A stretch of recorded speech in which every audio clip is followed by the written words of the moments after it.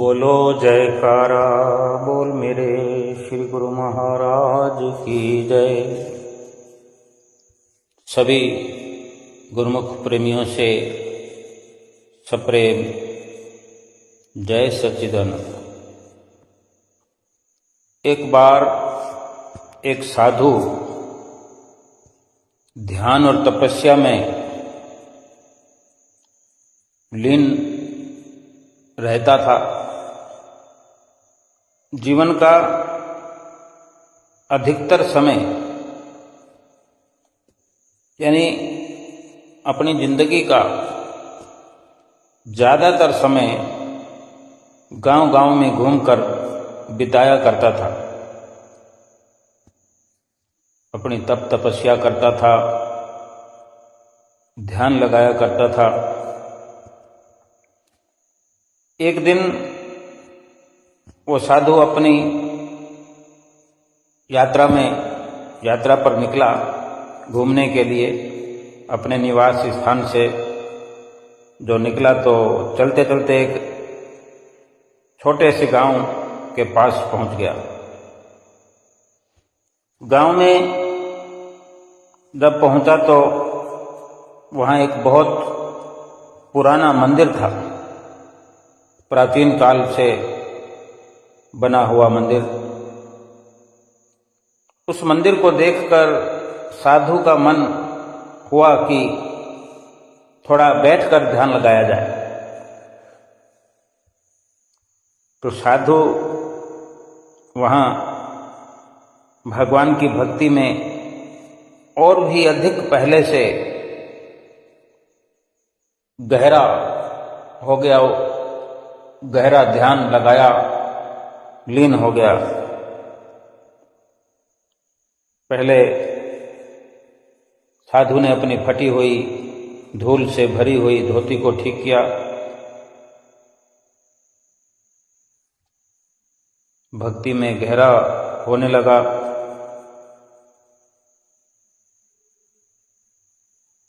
भगवान के दर्शन के लिए जब मंदिर में प्रवेश किया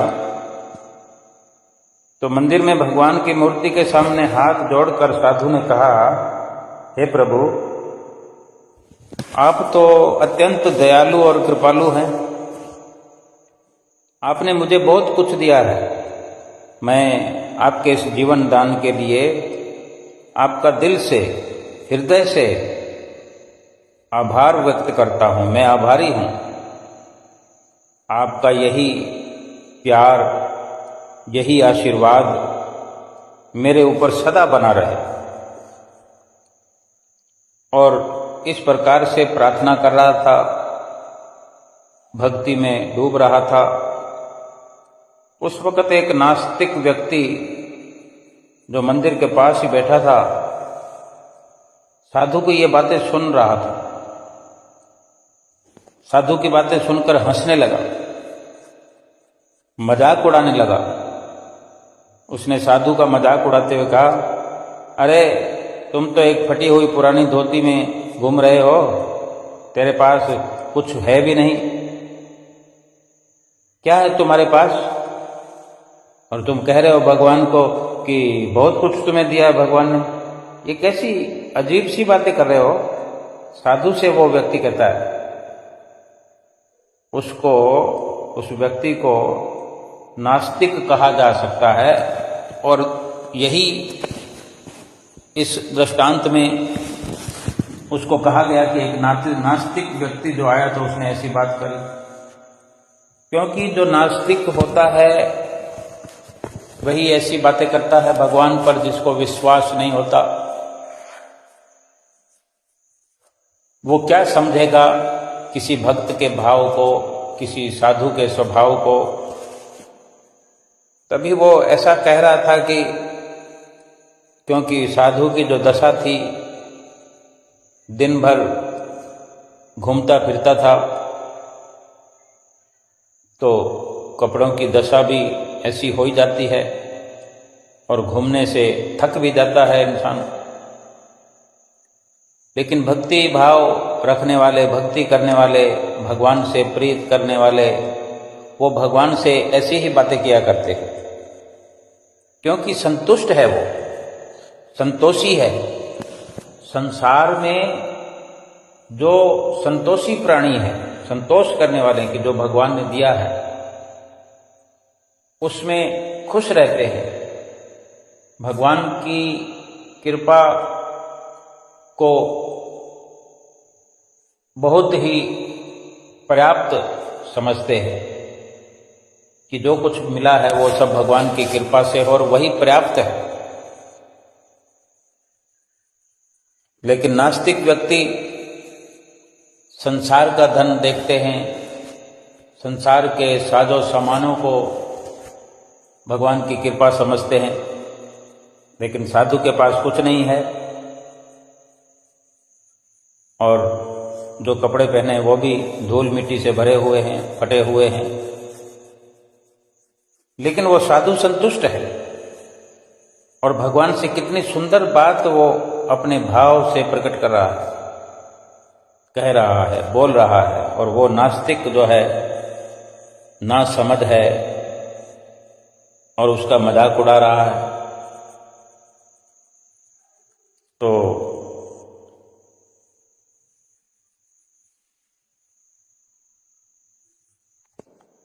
साधु ने फिर मुस्कुराते हुए बड़े शांत स्वभाव से, बड़ी मीठी वाणी में, क्योंकि ये एक साधु का ही विचार हो सकता है कि इतनी किसी से अपने बारे में मजाक उड़ाने पर भी, भला बुरा कहने पर भी, कटु वचन कहने पर भी अगर कोई सरल स्वभाव रखता है, मीठी वाणी बोलता है जवाब में, तो ये साधु हो सकता है। और साधु की एक विचारधारा को, साधु के व्यवहार को ही साधु कहा जाना ठीक है। कपड़े साधु वाले पहने हो, विचार साधु वाला ना हो, तो फिर वो साधु नहीं कहा जा सकता, नहीं माना जा सकता। महात्मा जी ने, साधु बाबा ने बड़े ही शांत स्वर में उस नास्तिक को उत्तर दिया, क्योंकि उसने जो साधु से कहा, नास्तिक व्यक्ति ने, भाई ये तो बड़ी अजीब गरीब बात है, पागलों जैसी बात कर रहे हो। तो साधु ने मुस्कुराकर यही कहा कि मैं पागल नहीं हूं, बल्कि पागल तुम हो। क्यों? इसका कारण भी बताया। साधु ने कहा कि जब मैं इस संसार में आया था तब तो मेरे तन पर ये धोती भी नहीं थी। आज कम से कम ये धोती पहने हुए मैं भगवान को याद रख रहा हूं। भगवान ने मुझे ये जीवन दिया है जिसको मैं जी रहा हूं। इस धरती पर चलने के लिए मुझे पांव दिए हैं, कुछ करने के लिए हाथ दिए हैं। शरीर में जितनी भी ऊर्जा शक्ति का संचार हो रहा है वो सब भगवान ने ही मुझ पर कृपा करके मुझे आशीर्वाद से भरपूर किया है। जो मैं धरती पर इन पांवों से चलता हूँ, सोचने के लिए दिमाग दिया है, मस्तिष्क दिया है, ये सब जो कुछ भी है भगवान का दिया हुआ है। इसीलिए मैं उनकी कृपा के लिए हमेशा आभारी रहूँगा। तो साधु की इतनी गहरी बात सुनकर वह नास्तिक भी चुप हो गया और उसे पहली बार यह एहसास हुआ कि असली धन, असली पोजीशन, असली जो खुशी है वो तो यही होनी चाहिए कि भगवान ने जन्म दे दिया इस धरती पर मनुष्य का, तो इसी में संतुष्ट कोई हो सकता है।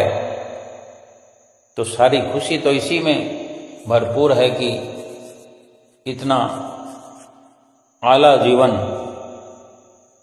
इस संसार में मनुष्य का है,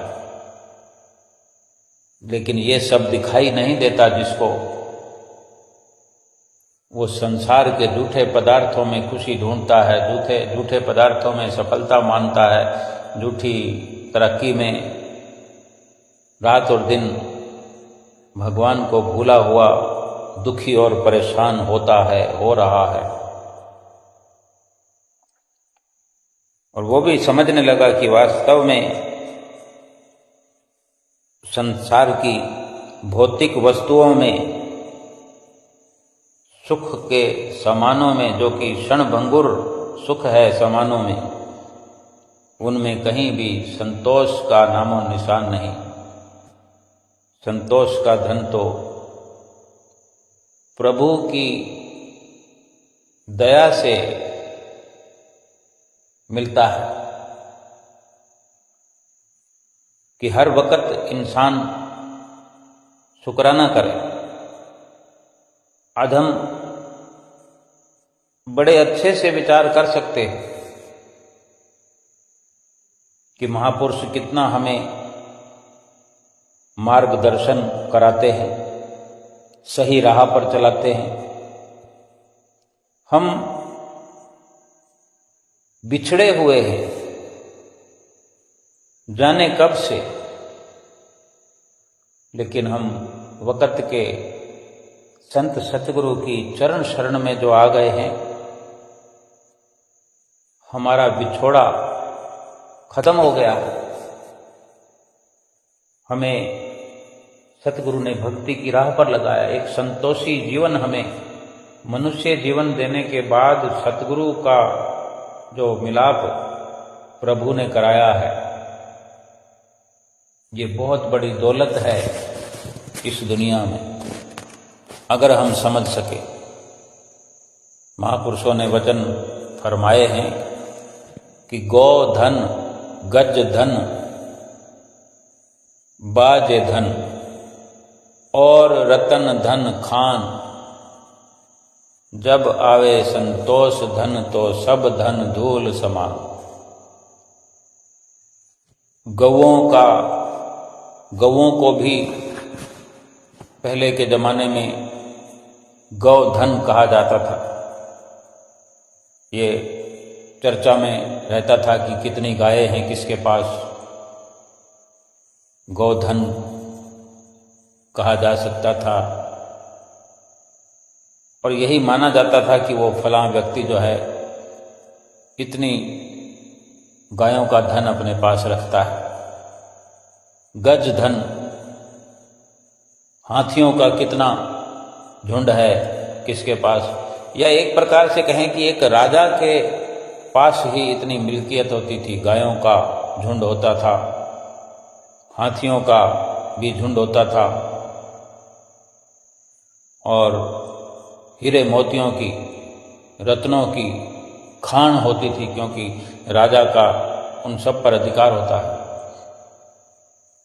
गायों का झुंड हो, हाथियों का झुंड हो, गौधन, गज धन, बाज धन, बजाने वाले, गाने बजाने वाले,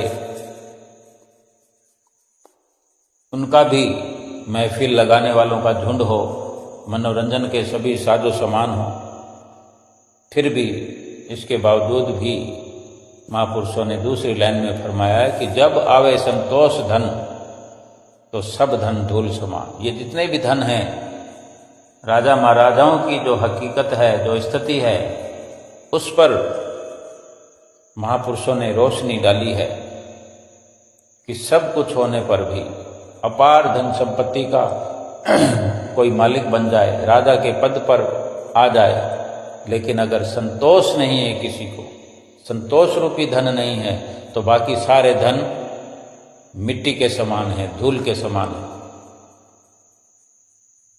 क्योंकि आज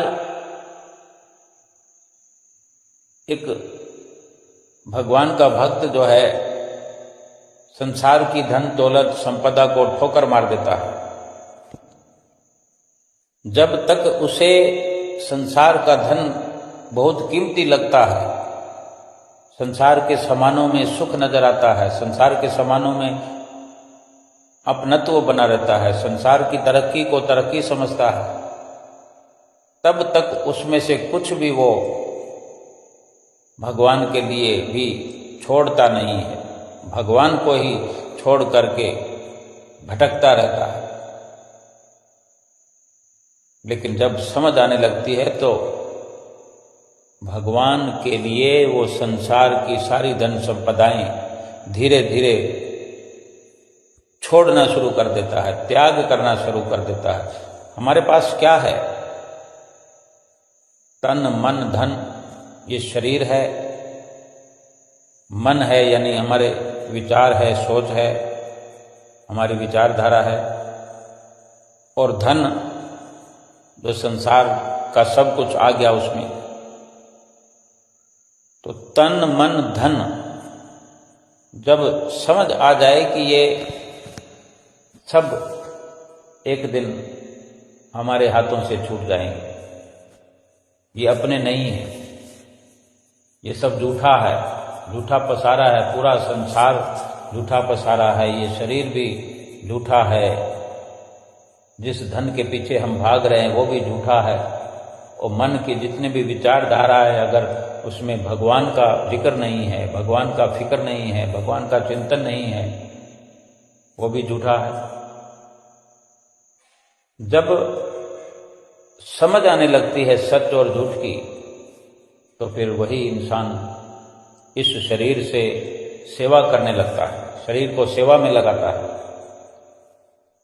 मन को प्रभु चिंतन में लगाता है, भजन सुमरन में लगाता है, और धन उसको भी परोपकारी कार्यों में, परहित में खर्च करता है। हम गुरु महाराज जी के अनन्य सेवक हैं, अपने सतगुरु से प्यार करने वाले हैं, तो भली भांति हम जानते हैं कि हम घर से चलकर कितनी दूर सफर करके, सोचो कि जब जब हम श्री दर्शनों के लिए जाते हैं, श्री आनंदपुर जाएं या श्री प्रयाग धाम जाएं, तो तन को संसार से हटा लेते हैं, संसार से त्याग हुआ शरीर का, शरीर को हमने सतगुरु के नजदीक पहुंचाने का काम किया, यानी संसार से हटा करके हमने सतगुरु के चरणों में लगा दिया। मन हमारा, मन की विचारधारा जो है वो सतगुरु के बारे में विचार होने लगे। जब घर से चलते हैं उससे पहले ही हमारी ये विचारधारा पक्की होती है, तभी तो घर से निकलते हैं, जाना है जाना है जाना है, और पहुंच जाते हैं मन सतगुरु के चरणों में। और धन, पहले तो धन को कमाने से, धन को कमाना छोड़ते हैं, जितने दिनों के लिए हम आएंगे तो उतने दिन धन का त्याग तो होगा ही। बड़ी मुश्किल से छुट्टी मिलती है किसी किसी को, वो भी किसी को हाथ जोड़ते हैं, किसी को मिन्नत करते हैं, कोई सिफारिश लगाते हैं, क्योंकि कोई 15 दिनों के लिए निकलता है, कोई 1 महीने के लिए निकलता है, कोई 1 सप्ताह के लिए निकलता है, कोई सुबह पहुंचता है, शाम को रवाना हो जाता है। यानी है तो ये अपनी समझ तो आ रही है, सच और झूठ का निर्णय तो हो रहा है, लेकिन कोई आगे निकल जाता है, कोई अधिक तरक्की करता है, कोई धीरे धीरे शुरू हो गया है। भाव कहने का कि ये सब कुछ जो है जब समझ आने लगती है तो कैसे फिर हम सतगुरु पर सब कुछ कुर्बान करने लगते हैं। ऐसे ऐसे गुरमुख प्रेमी हैं जिन्होंने अपने घरों को, अपने मकानों को, अपने बंगलों को श्री गुरु महाराज जी के समर्पित करते हुए कि हमने क्या करना है, आप सदुपयोग करिए। तो श्री गुरु महाराज जी ने अनेक अनेक मकानों को अनेक अनेक शहरों में, बल्कि हिंदुस्तान में नहीं विदेशों में भी ऐसे कई दृष्टांत हैं, ऐसी कई लीलाएं हैं, कई कथाएं हैं। हमारे श्री परमहंसों ने वहां आश्रम बना दिए, सत्संग भवन बना दिए। सोचो कितना बड़ा सदुपयोग हुआ कि उस सत्संग घर के अंदर कितने गुरुमुख प्रेमी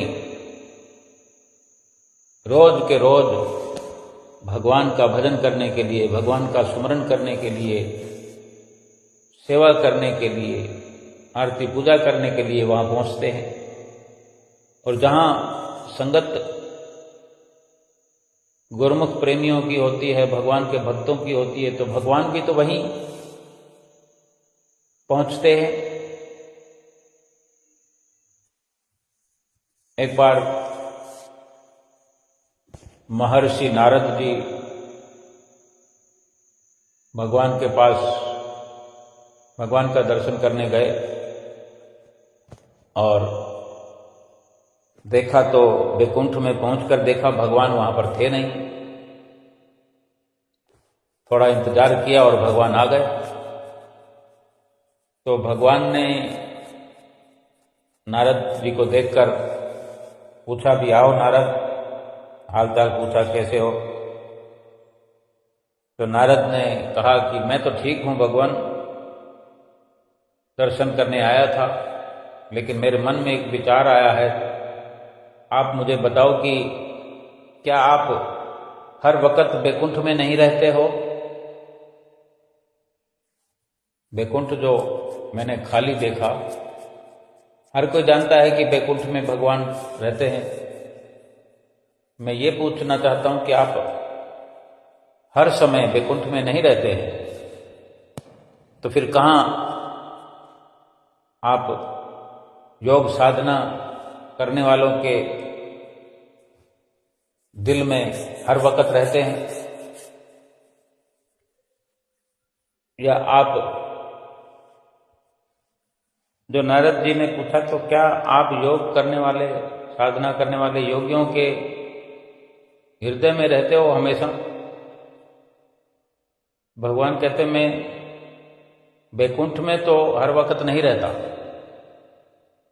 तभी तो नारद ने पूछा, क्या आप योगियों के हृदय में रहते हो? फिर तो भगवान ने कहा कि मैं योगियों के हृदय में भी हर वक्त नहीं रहता। तो नारद जी ने कहा कि फिर आप और फिर कहाँ रहते हैं? किसके हृदय में, किसके दिल में हर वक्त निवास करते हैं? तब भगवान कहते हैं नारद जी से कि हे नारद, जहां और जब भगत लोग मिलकर के मेरा कीर्तन करते हैं, सत्संग करते हैं, महिमा गाते हैं, मुझे याद करते हैं, मेरा ध्यान लगाते हैं, मेरा सुमरण करते हैं, मैं उनके दिलों में हर वक्त 24 घंटे उनके दिलों में निवास करता हूं। यानी इस प्रकार तो वैकुंठ तो सत्संग में हुआ कि जहां भगवान की महिमा गाई जाए, भगवान के गीत गाए जाएं, भगवान का ध्यान लगाया जाए, सुमरण किया जाए। भक्त लोग जहां इस प्रकार से सत्संग करते हैं, वही वैकुंठ हुआ। यानी हमारे श्री गुरु महाराज जी सिंहासन पर विराजमान होते हैं। भगत जन, सेवक जन सब सतगुरु के चरणों में उपस्थित होकर के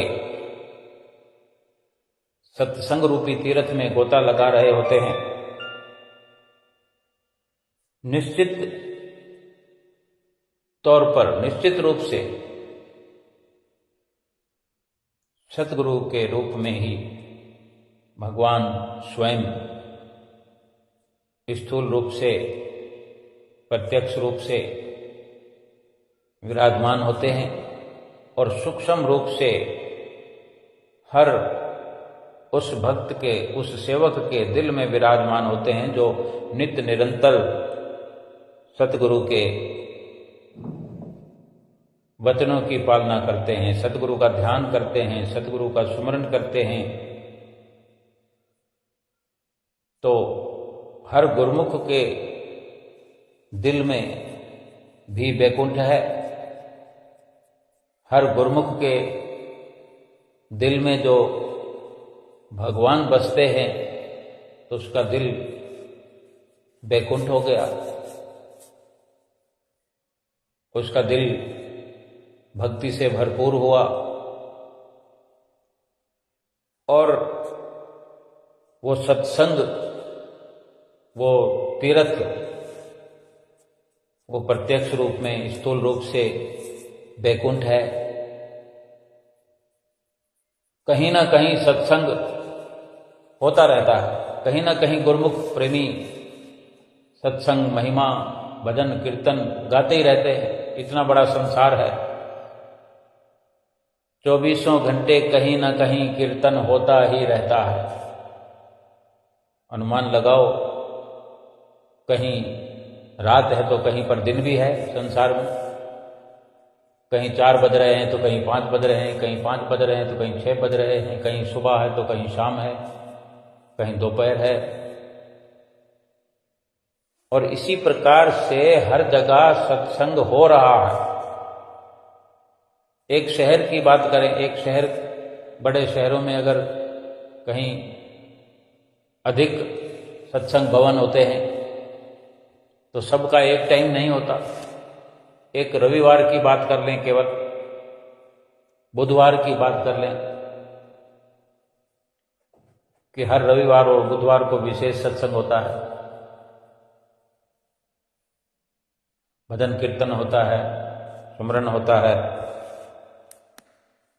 तो भगवान वहां पर विराजमान है, सतगुरु देव सूक्ष्म रूप में हर जगह पर हैं। श्री परमहंसों के स्वरूपों में सूक्ष्म रूप से सतगुरुदेव भगवान जो अनुभव करता है उसको अनुभव में आते हैं। वो स्थल जो है, वो जगह जो है, वो वैकुंठ है। और कुटियाओं में, सत्संग भवनों में रविवार का जैसे अवसर होता है तो कहीं पर सुबह भजन कीर्तन होता है, कहीं पर शाम का वक्त निश्चित होता है। हर जगह पर जितने भी आश्रम हैं, सुबह सवेरे की श्री आरती पूजा तो होती ही होती है। किसी खास दिन को जब अधिक संगत का आना होता है तो कहीं 10 बजे शुरू होता है, कहीं 9 बजे शुरू होता है, कहीं 12 बजे तक ये सत्संग समागम होता है, कहीं 1 बजे तक चलता है, कहीं 2 बजे तक चलता है, कहीं 3 बजे तक चलता है, कहीं 4 बजे तक चलता है।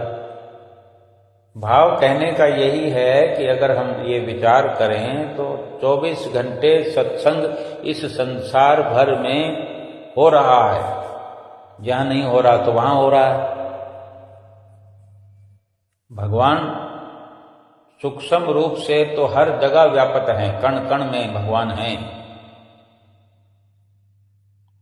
और जो इस प्रकार से गुरुमुख प्रेमी भगत जन सतगुरु की संगत में आकर के, सतगुरु के चरणों में बैठ करके इस तीर्थ में स्नान करते हैं, फिर उन्हें ये समझ आने लगती है, पता चलता है कि यहां सच्चा सुख मिलता है, सच्ची शांति मिलती है। और वो अनुभव करने लगता है, अपना तन मन धन कुर्बान करना शुरू कर देता है। चाहे किसी प्रकार से शुरुआत करे। एक बार श्री गुरु महाराज जी पंचम पातशाही जी कनाडा में कृपा फरमाई। वहाँ पर गुरुमुख प्रेमियों को निहाल किया। वहाँ से जब वापस अपने देश में आ रहे थे, भारत में आ रहे थे, तो रास्ते में रोम शहर में, इटली के रोम शहर में श्री गुरु महाराज जी का हाल्ट था। वहीं रोम शहर में श्री गुरु महाराज जी के रुकने की व्यवस्था की गई थी। वहाँ एक भगत जी ने सारा प्रबंध किया और जहाँ से भोजन बनकर आता था, अब वहाँ इतने गुरुमुख प्रेमी सत्संग के लिए जो आते हैं वो थोड़ा दूर से चलकर आते हैं। वहाँ जो होते हैं उस जगह पर गुरुमुख प्रेमी, वो तो सत्संग में आकर के अपने घर जा सकते हैं, फिर आ सकते हैं। सुबह कोई आता है, वो सुबह का प्रोग्राम करके चला जाए, फिर दर्शनों का प्रोग्राम जैसे भी होता है वो दोबारा आ सकता है, जितनी बार चाहे आ सकता है, जा सकता है। लेकिन कोई 100 किलोमीटर दूर से आया है, कोई 200 किलोमीटर दूर से आया है, अभी जैसे श्री आनंदपुर में श्री गुरु महाराज जी विराजमान हो, तो अशोक नगर से कोई चलकर आएगा तो वो सुबह पहुंच करके या रात को श्री आनंदपुर में कोई अशोक नगर से आए, 35-40 किलोमीटर दूर है, 45 किलोमीटर दूर है, तो रात को पहुंच करके रात को वहां रुक करके सुबह श्री आरती पूजा करके वो चाहे तो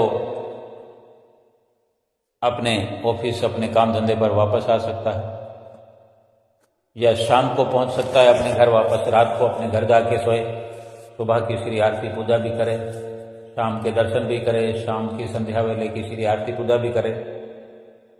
अब कोई 200 किलोमीटर दूरी पर हो, कोई श्री आनंदपुर 200 किलोमीटर दूर से कोई आए, तो वो वापस तुरंत तो नहीं पहुंच सकता, वो 2 दिन भी रुके।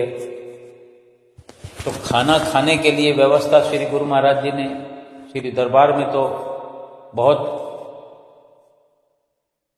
फर्स्ट क्लास व्यवस्था है कि अपने ही लंगर हैं, सब सारी व्यवस्था है रहने का और का। लेकिन जहाँ श्री गुरु महाराज जी कहीं बाहर जाते हैं तो वहाँ सारी व्यवस्था तो करनी पड़ती है।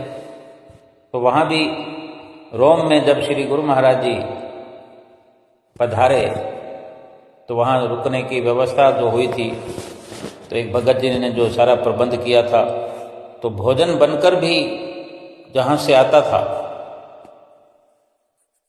वो एक तमिल व्यक्ति का कोई रेस्टोरेंट था, वहाँ से भोजन बनकर सबके लिए आता था।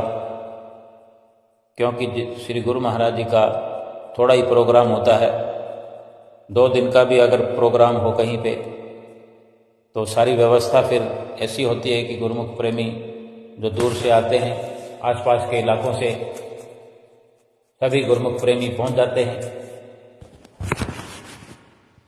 और श्री गुरु महाराज जी इसी प्रकार ही वहाँ गुरुमुख प्रेमियों को निहाल करते हैं, एक जगह रुक जाते हैं और आसपास के दायरे में जितनी सुविधा हो सकती है गुरुमुख प्रेमी आकर के श्री गुरु महाराज जी के दर्शन करते हैं। फिर कहीं और श्री गुरु महाराज जी कृपा करते हैं, फिर वहाँ के आसपास वालों को सबको सुविधा देते हैं।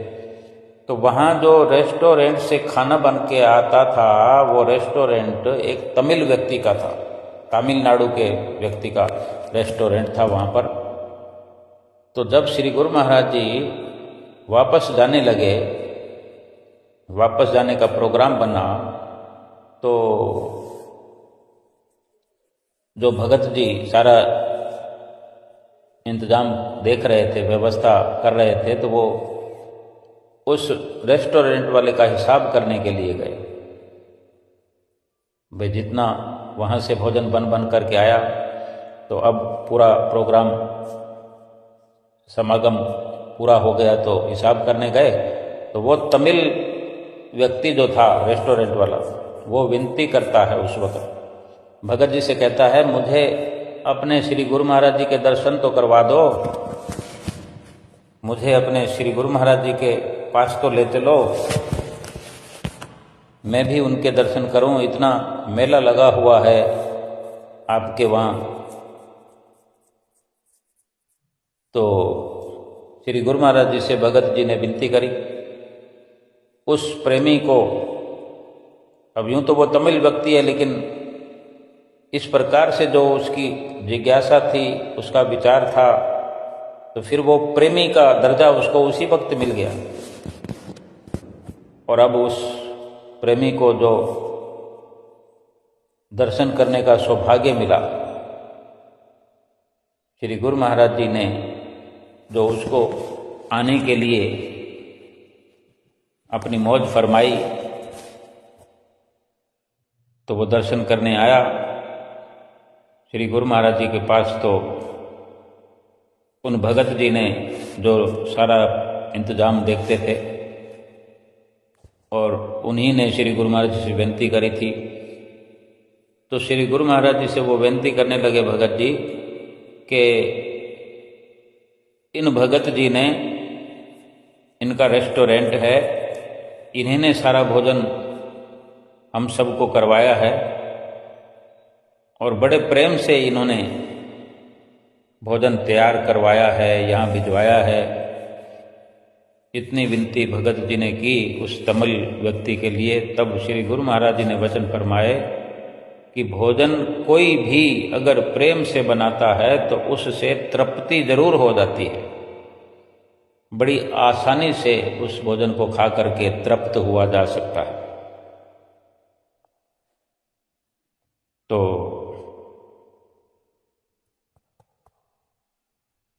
श्री गुरु महाराज जी उस व्यक्ति से कहने लगे, उसको संबोधित करके कहने लगे कि जिस तरह शरीर को स्वस्थ रखने के लिए भोजन की जरूरत होती है, उसी तरह आत्मा को स्वस्थ रखने के लिए आत्मा को भी भोजन की जरूरत होती है। आत्मा को भोजन कैसे मिलेगा? आत्मा का भोजन क्या है, ये हर किसी को तो पता नहीं होता। और श्री गुरु महाराज जी हर किसी को उसी के अंदाज में, उसी की भाषा में, उसी के कार्य से समझाया करते हैं। भोजन की व्यवस्था करने वाले को भोजन से ही उदाहरण देकर श्री गुरु महाराज जी समझा रहे हैं, वचन फरमा रहे हैं। श्री गुरु महाराज ने फरमाया कि आत्मा को स्वस्थ रखने के लिए भोजन की जरूरत आत्मा को भी पड़ती है, लेकिन आत्मा को भोजन कब मिलता है? जब ये जीव सतगुरु की, सतपुरुषों की शरण में आ जाता है, यानी उनकी शरणागति में आ जाता है, उनकी शरण हासिल करता है। जब जीव के जन्म जन्मांतरों के पुनीत कर्म फल देने को आते हैं, तब जाकर उसे महापुरुषों की चरण शरण मिलती है। तो ये वचन सुन करके, क्योंकि श्री गुरु महाराज जी उद्धार कर रहे थे, सारी रचना श्री गुरु महाराज जी की स्वयं आपकी होती है कि कब किस वक्त किसका उद्धार होना है। तो वो प्रेमी तमिल व्यक्ति जो था, श्री गुरु महाराज जी के दर्शन कर और वचन सुनकर रोम शहर के व्यक्ति का रोम रोम खिल गया। जब भगत जी उसके बिल के पैसे देने लगे तो उसने पैसे लेने से भी मना कर दिया और कहने लगा कि आज तो श्री गुरु महाराज जी ने मेरा जन्मों जन्मों का बिल चुका दिया है। फिर जब श्री गुरु महाराज जी और महात्मा जन हवाई अड्डे पर आए तो महात्मा जी ने कहा,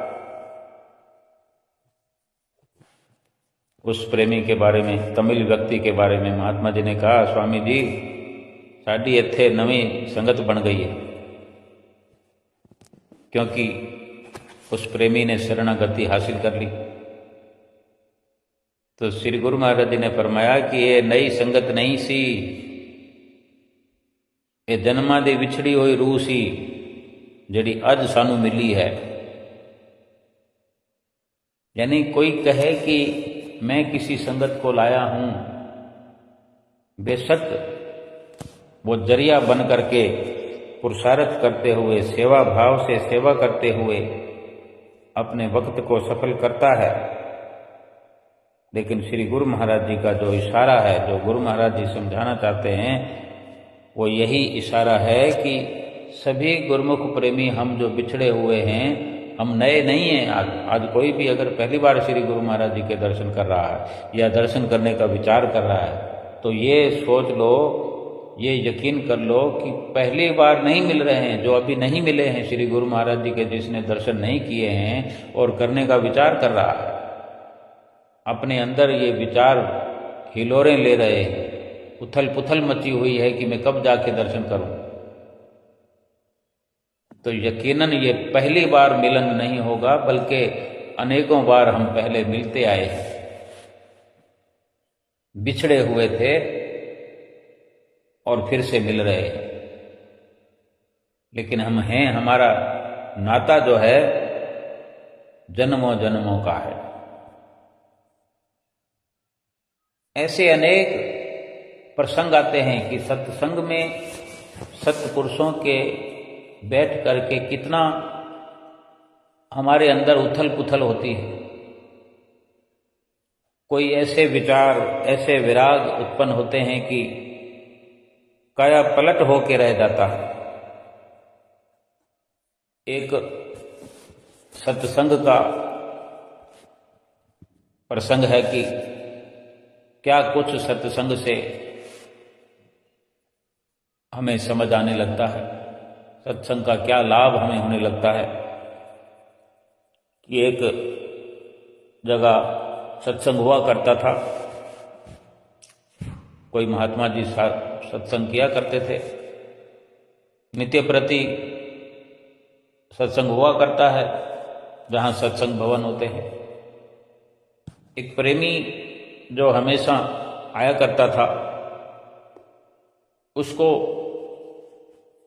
एक दोस्त से मुलाकात हुई, तो इत्तेफाक से जो वो भगत जी सत्संग में आया करते थे और जो उनको दोस्त मिला, उससे भी कह दिया कि मैं जा रहा हूं सत्संग सुनने, आप भी चलो।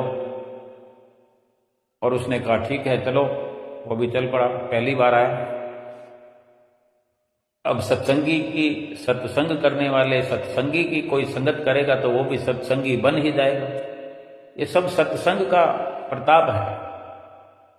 हमें पुरुषार्थ करना पड़ेगा, लेकिन सत्संग के अंदर ऐसी रोशनी मिलती है कि फिर जीव अंधेरे से निकल करके रोशनी में सफर करने लगता है।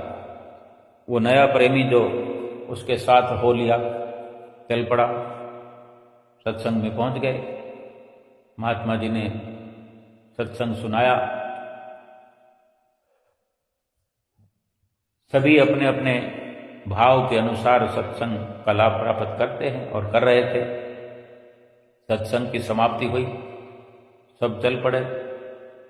अब भीड़ के अंदर कोई कहीं बैठा होता है, कोई कहीं बैठा होता है। दो लोग साथ में आते हैं, लेकिन साथ में हो सकता है ना बैठ पाए, कोई आगे बैठ गया, कोई पीछे बैठ गया। तो वो प्रेमी भी, दोनों जो आए थे दोस्त, अलग अलग कहीं बैठे हुए थे और भीड़ के अंदर सब लोग उठ करके जब जाने लगे, सब चले गए वहां से बाहर सत्संग से, क्योंकि सत्संग का प्रोग्राम खत्म हो गया, फिर दूसरे बार फिर आना होता है। तो सब अपने अपने घरों को चल दिए, वहां से सब चले गए। वो जो नया प्रेमी था वो बैठा रहा और वो महात्मा जी बैठे हुए हैं। बाकी सबको अपना अपना काम होता है।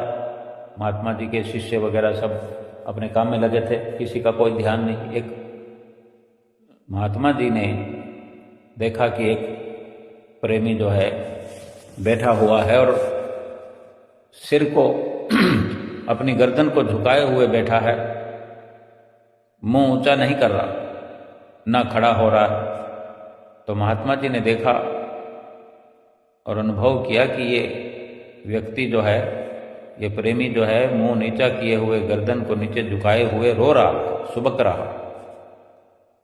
तो उसको बुलाया नज़दीक बुलाया और पूछने लगे, भाई प्रेमी क्यों रो रहे हो? सब तो चले गए, तुम बैठे हुए सिर झुकाए और रो रहे हो, क्या कारण है? बताओ, कोई परेशानी है तुम्हें, कोई दुख है, कोई तकलीफ है? तब वो खड़ा होकर के नज़दीक महात्मा जी के चला गया और हाथ जोड़कर बेनती करने लगा, महाराज मुझे कोई दुख नहीं है, कोई परेशानी नहीं है। दुख है तो केवल इतना ही है, मुझे शरीर से कोई दुख नहीं है, किसी प्रकार की कोई परेशानी नहीं है। लेकिन आज सत्संग में मैं पहली बार आया, पहली बार आकर के मुझे जो सुख मिला है, जो शांति मिली है, जो अनुभव मैं कर रहा हूँ, वो मैं बताता हूँ, निवेदन करता हूँ। वो ये है कि मैं इसलिए रो रहा हूँ कि मैं पहले बचपन से लेकर जवानी की अवस्था तक मैंने ये अनुभव किया कि मेरे बाल काले थे, मन भी काला था, क्योंकि सत्संग से ये मुझे समझ आई कि अगर मेरा मन काला ना होता तो सत्संग में मैं आया करता था। लेकिन आज आया हूँ, पहली बार इतना समझ पाया हूँ कि मेरे बाल तो बचपन से जवानी तक तो काले थे, लेकिन अब बुढ़ापे में मेरे बाल तो सफ़ेद हो गए, होते होते होते होते अपने आप सफ़ेद हो गए। मेरा मन सफ़ेद क्यों नहीं हुआ? वो अभी काले का काला क्यों है? तब महात्मा जी ने कहा, भाई ये कुदरती बात है कि समय जैसे जैसे बदलता है तो सभी प्रकार के परिवर्तन होते हैं। तुम्हारा सोचना ठीक है कि बाल अगर काले से सफ़ेद हो गए, परिवर्तन हो गया, तो मन काले से सफ़ेद क्यों नहीं हुआ? कि वो बाल काले से सफ़ेद हुए तो ये अवस्था भगवान ने रखी हुई है, लेकिन मन काला है, उसको सफ़ेद करना है तो उसके लिए पुरुषार्थ करना पड़ेगा। और पुरुषार्थ वो यही है कि अब आज पहली बार आए हो तो चिंता मत करो, अपना सत्संग में आने का कार्यक्रम पक्का रखो, नित्य प्रति सत्संग में आओ और जो भी सत्संग सुनो उस पर अमल करो। थोड़े समय में तुम्हारा मन भी बदलता हुआ नजर आएगा, मन की कालिख वो धुलती हुई नजर आएगी, मन भी साफ सुथरा हो जाएगा, सफ़ेद हो जाएगा। जो आज इतनी समझ आई है, मन के बारे में विचार हुआ है, मन काला और सफ़ेद, ये सब सत्संग में तुम्हें आज रोशनी मिली है। अगर नित्य प्रति सत्संग में आओगे और सत्संग के वचन सुनोगे तो मन भी साफ सुथरा हो जाएगा और जिस प्रभु की लीलाएं सत्संग में सुनते हैं, प्रभु का भजन सुमरन सत्संग में बैठ कर के समझने का अवसर मिलता है, ध्यान लगाने का जो अवसर मिलता है, ये सब पुरुषार्थ करने से उसी काले मन के सफ़ेद होने पर भगवान का दर्शन भी अपने ही मन में अनुभव कर पाओगे, क्योंकि सत्संग के प्रताप से ही ये सब संभव है।